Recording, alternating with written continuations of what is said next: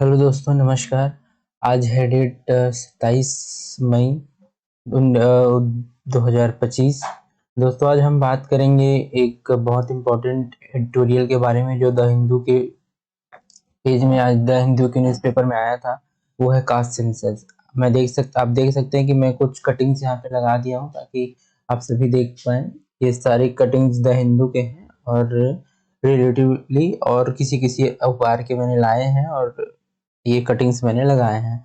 तो आप देख सकते हैं दोस्तों, यहाँ कह रहा है कि a caste is not a silver bullet for social justice. फिर उसके बाद कह रहा है centre debates taking a caste counting during census, accurate caste data can propel progress. ये सारे आर्टिकल्स है दोस्तों जिसको एक कर हम इसमें बात करने वाले हैं। तो आगे आप देख सकते हैं दोस्तों, यहाँ मैंने प्रीलिम्स के और मेंस के मैंने कुछ रखे हैं कि ये टॉपिक कौन कौन से उससे रिलेट करने वाले हैं दोस्तों। तो आप देख सकते हैं कि प्रीलिम्स के लिए ये जनगणना, सामाजिक, आर्थिक और जाति जनगणना, रोहिणी आयोग, और उसके बाद मेंस के लिए दोस्तों ये GS1 के सब्जेक्ट से रिलेट करता है, यानी सोसाइटी से। कह रहा है कि जाति जनगणना का महत्व, जाति जनगणना से संबंधित चुनौतियां, ओबीसी का उपवर्गीकरण, इन सबसे संबंधित है दोस्तों ये आपका एक आज का टॉपिक। उसके बाद आप देख सकते हैं कि पीपीटी अगर इस क्लास का अगर चाहिए आपको तो आप टेलीग्राम ज्वाइन कर सकते हैं, लिंक आपको डिस्क्रिप्शन में मिल जाएगा। 2 सेकंड दोस्तों, चलिए फिर स्टार्ट करते हैं आज का लेक्चर। ये कास्ट सेंसस आज का इम्पोर्टेंट एडिटोरियल।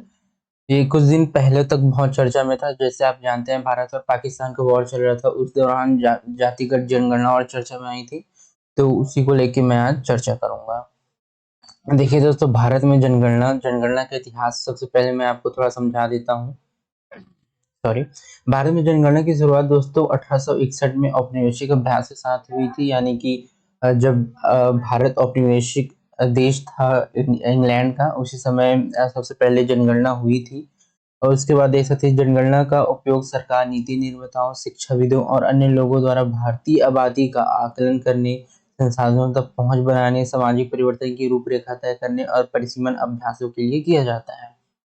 यानी जातिगत जनगणना, या तो जनगणना, अगर सिर्फ मैं जनगणना की ही बात करूं तो दोस्तों यहाँ पे नीति निर्माताएं जो है हमारे देश के, यानी जो गवर्नमेंट है, जो शिक्षाविद हैं, उनको नीति निर्माता पॉलिसी मेकिंग करनी होती है दोस्तों। तो पॉलिसी उनको हर लोगों तक, हर एक समावेशी विकास हो सके, इसीलिए उनको एक आंकड़े की जरूरत पड़ती है और जनगणना उसमें आंकड़े उपलब्ध कराता है दोस्तों। तो आप इस तरह से आपको इसको देख सकते हैं। उसके बाद कह रहा है सामाजिक, आर्थिक और जाति जनगणना, socio economic and caste census.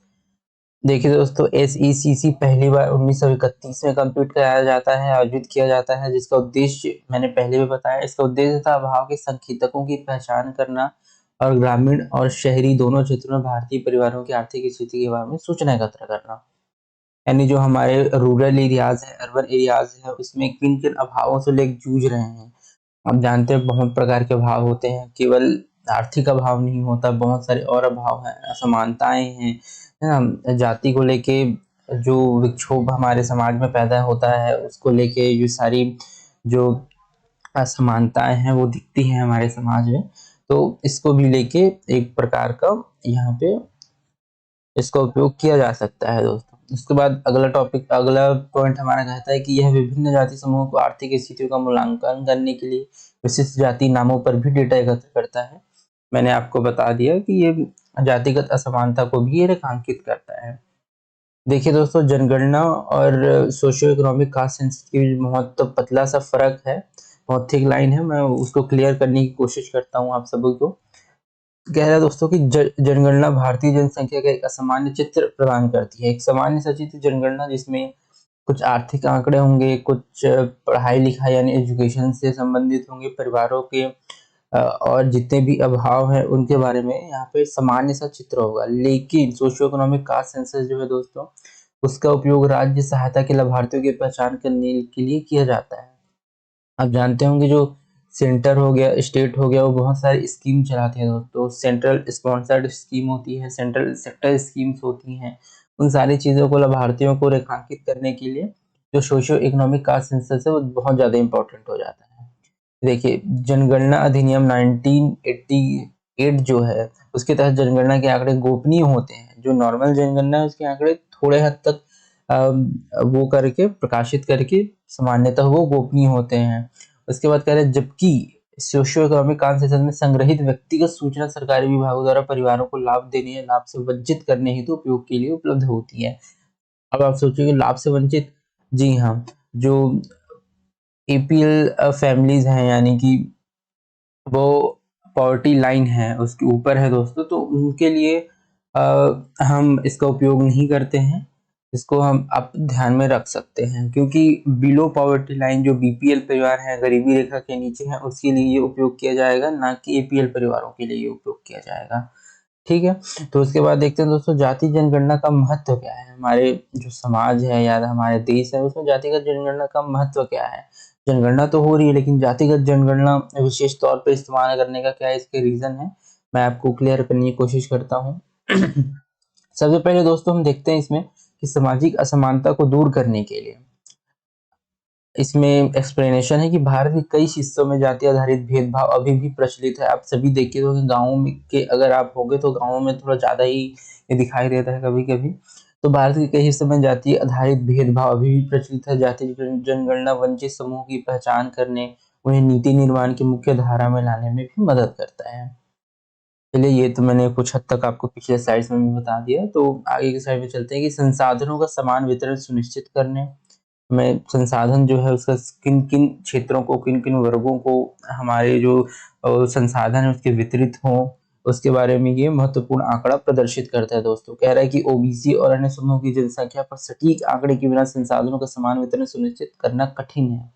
मैंने आपको बताया आंकड़े होंगे तो हम बहुत अच्छे से किसी परिवार को हम लक्षित कर पाएंगे और उसको जो समावेशी विकास है उसका हिस्सा बना पाएंगे दोस्तों। बिना हम बिना हम संसाधनों के समान वितरण के हम अपने विकास और विकसित देश की ओर आगे नहीं बढ़ सकते। हम सभी जानते होंगे 1947 में हम आजाद हुए, तो और हमारा 2038 तक कम से कम विकसित भारत होने का सपना है, जो हम साकार कर सकते हैं अगर हम वंचित समूहों की पहचान करें और उनको संसाधनों का समान वितरण करें। उसके बाद कह रहा है दोस्तों कि जातिगत जनगणना विभिन्न जाति समूहों को सामाजिक आर्थिक स्थितियों और आवश्यकताओं के बारे में सूचना प्रदान कर इस संबंध में मदद कर सकती है। मैंने आपको बताया कि हमारे पास आंकड़े होंगे और आंकड़े होंगे तो हम उसके बेहतर इम्प्लीमेंट कर पाएंगे, उसको एग्जीक्यूट कर पाएंगे और आगे के जो लाभ हैं संसाधनों के हम उसको वितरित कर पाएंगे। दूसरा है दोस्तों